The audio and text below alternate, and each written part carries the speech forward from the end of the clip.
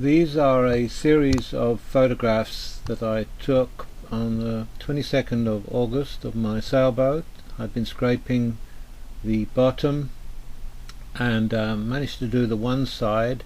Unfortunately wasn't able to do the other side, and spend a bit of time getting her back afloat as she had been in the shallows. That's Jacksonville skyline there in the distance, and that's Peter's boat, and this is the island that I have been given some access to in exchange for keeping it tidy, and most exotic tropical island with some amazing wildlife, birds, and apparently even a gator somewhere, a small one. But there's the Coast Guard coming over, having a look at us, and this is the kind of left-hand edge of the island, and you can see a dock in the background, and then the dock beyond that is the county dock where I have sometimes videoed at night beautiful sunsets. And this too is on the left-hand side of the island, and this is more kind of central of it, and that is to the right of the island, and there's an overturned tree which makes a kind of a cave, and this is on the right hand edge of the island where it butts up against the neighbour's property.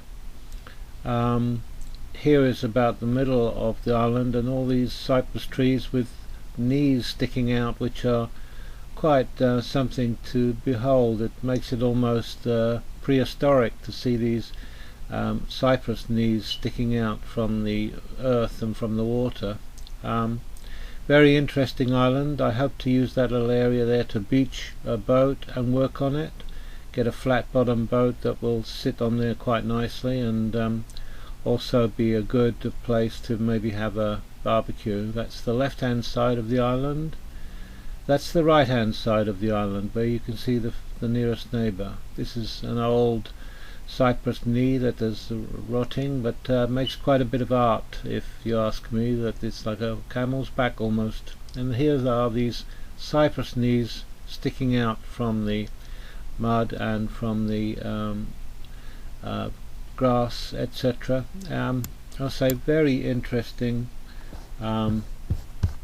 area. The trees are somewhat bare, and in some cases they're dead, but it invites a lot of different wildlife to perch on them, and you could just sit there for hours looking at the most exotic birds that I've ever seen up in these trees. And I'm talking about real big eagles and egrets and hawks and vultures even.